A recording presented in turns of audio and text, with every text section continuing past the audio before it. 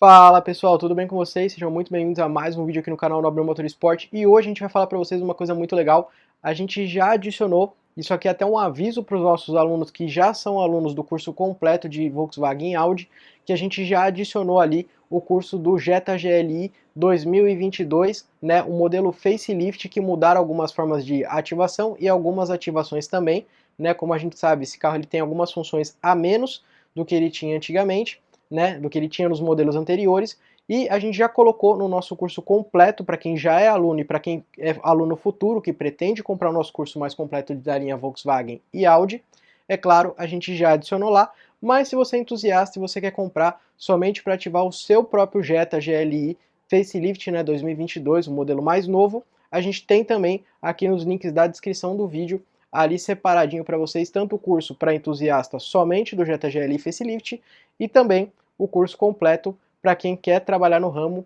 de coding com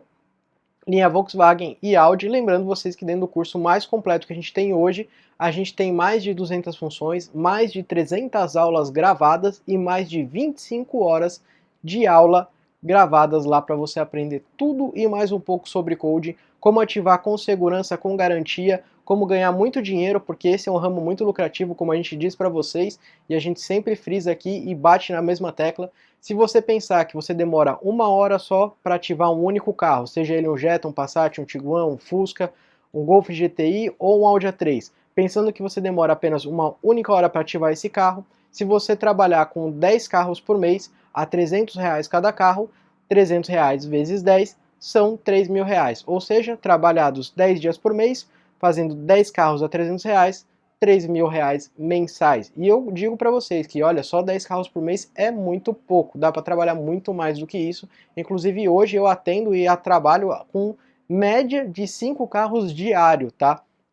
Então eu trabalho todo dia de 4 a 7 carros, mas a minha média sempre que eu tento deixar ali é de 5 carros por dia, ou seja, é só você fazer a conta, R$ 300 vezes 5, quanto que dá por dia e quanto isso vai dar por mês. Faz as contas aí, pega essa calculadora que você vai se surpreender, beleza? Então se você tem interesse no curso de coding, seja ele para a linha Volkswagen e Audi, e agora também a gente tem um curso de coding para a linha BMW e Mini Cooper, os únicos cursos de coding para Volkswagen, Audi, BMW e Mini Cooper do país, do Brasil, e é claro, a gente sempre inovando e colocando novas funções nos nossos cursos e ensinando muita gente a entrar no ramo, ganhar muito dinheiro e ensinando sempre